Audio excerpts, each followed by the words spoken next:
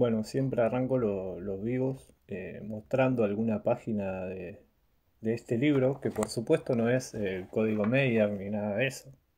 Siempre lo que digo mayormente está inspirado en el estudio de esto, ¿no? Que es la alquimia.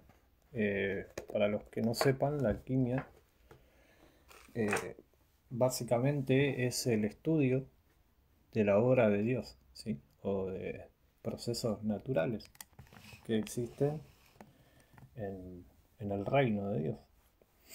Así que debido al conocimiento de esto, ¿sí? Se me hace mucho más fácil llegar al entendimiento del funcionamiento de lo que planteó Stanley Meyer, de lo que planteó Daniel Dingle, de lo que planteó Victor Schauberger, personas que se dedicaron a trabajar con el agua, ¿sí? Eh, Hay mucha gente que trabaja con la electrólisis, sabe mucho de cómo electrocutar el agua, de qué circuitería usar, de qué electrolito usar, pero saben muy poco del agua. Eh, Muy pocas veces hacen un estudio profundo del agua y de qué es, de cómo se comporta, de cómo se cambia su comportamiento, si se puede o no alterar ese comportamiento, de qué forma se puede o no alterar ese comportamiento, ¿sí? Más allá de si podemos o no electrocutar eficientemente al agua para que se parta, ¿sí? O se rompa o se desenlacen sus átomos y se forme gas.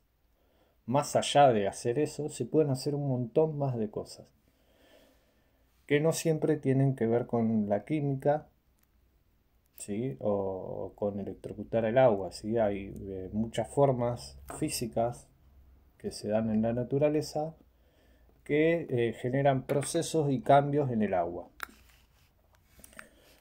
Y siempre tenemos que entender al agua como un vehículo.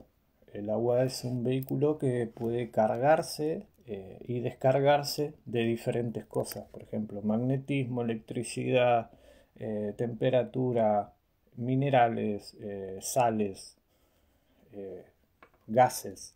¿Sí?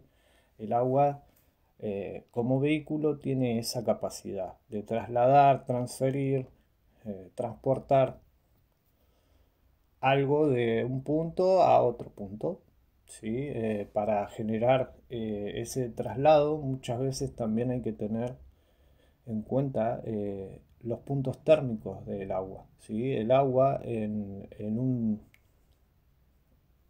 una temperatura baja tiene más capacidad de atracción hacia todo lo positivo, ¿no? Como siempre decimos, un agua que esté mucho más baja va a tener una capacidad de transferencia térmica o de absorción térmica mucho mayor, ¿sí? Debido al diferencial de polaridad. Si nosotros tenemos el agua en una temperatura baja, ese agua va a atraer mucho más fácilmente a todo lo positivo o a todo lo que esté cargado con una temperatura mayor.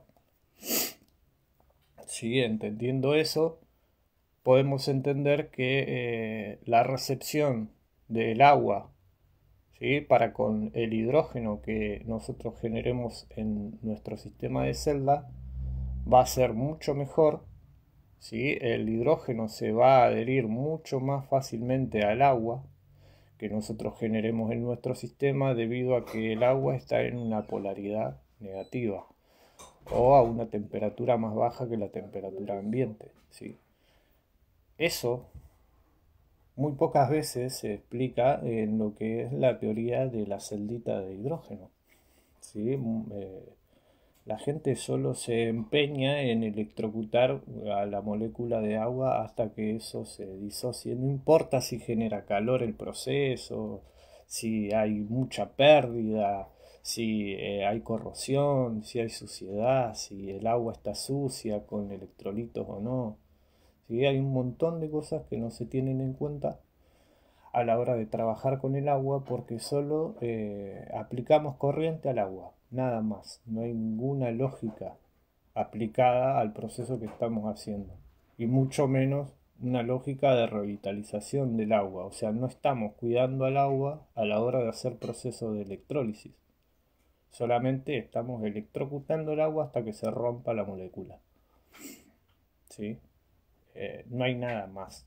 En estos procesos que nosotros estamos efectuando se genera una revitalización del agua, lo mismo que pasaría en un río. ¿Sí? Hay procesos de interacción de opuestos que generan esa revitalización.